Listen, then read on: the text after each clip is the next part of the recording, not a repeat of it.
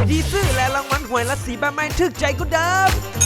ซื้อเลข6ละสีจำนวน 1,000 กีบจะได้ลุ้นถึง7รางวัลด้วยกัน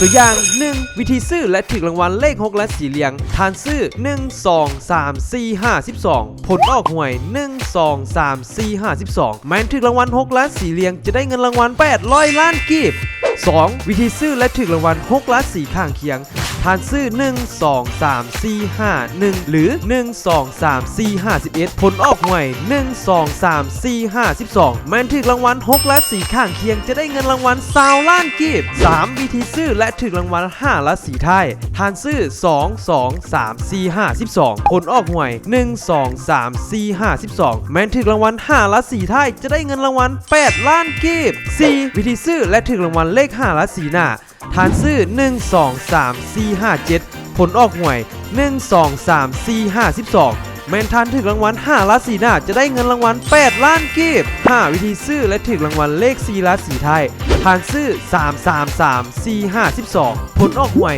1 2 3 4 5 12แมนถึกรางวัล4ล้านสีไทยจะได้เงินรางวัล1ล้านกีบ 6. วิธีซื้อและถึกรางวัลเลข4ล้านสีหน้าทานซื้อ1 2 3 4 6 6ผลออกหวย1 2 3 4 5 12แมนถึกรางวัล4ล้านสีหน้าจะได้เงินรางวัล1ล้านกีบ 7. วิธีซื้อและถึกรางวัลเลข6ล้านสีสลับผลออกหวย1 2 3 4 5 12ทานซื้อ3 5 4 2 1 12หรือตัวเลขของทานจะอยู่ตำแหน่งใดก็ได้อิงใส่ผลออกเลขรางวัลเลข6ล้านสีเหลียงแมนถึกรางวัล6ล้านสีสลับจะได้เงินรางวัล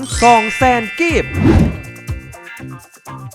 และสำหรับเลข3ล้านสีไทยเลข2ล้านสีไทยและเลข1ล้านสีไทยแมนเฮาจะได้ซื้อเฉพาะตัวอย่างผลออกหวย1 2 3 4 5 12วิธีซื้อและถึกรางวัลเลข3ล้านสีไทยทานซื้อ4 5 12จำนวน 1,000 กีบแมนทานถึกรางวัล3ล้าน4จะได้เงินรางวัล800,000กีบวิธีซื้อและถึกรางวัลเลข2ล้าน4ทานซื้อ5 12จำนวน 1,000 กีบผลออกหวย52แมนถึกรางวัล2ล้าน4จะได้เงินรางวัล80,000กีบวิธีซื้อและถึกรางวัลเลข1ล้าน4ทานซื้อ12จำนวน 1,000 กีบผลออกหวย12แมนทานถึกรางวัล1ล้าน4จะได้เงินรางวัล8,000 กีบและนี่ก็เป็นวิธีซื้อและรางวัลหวยละสีแบบไม่ถึกใจก็เดิม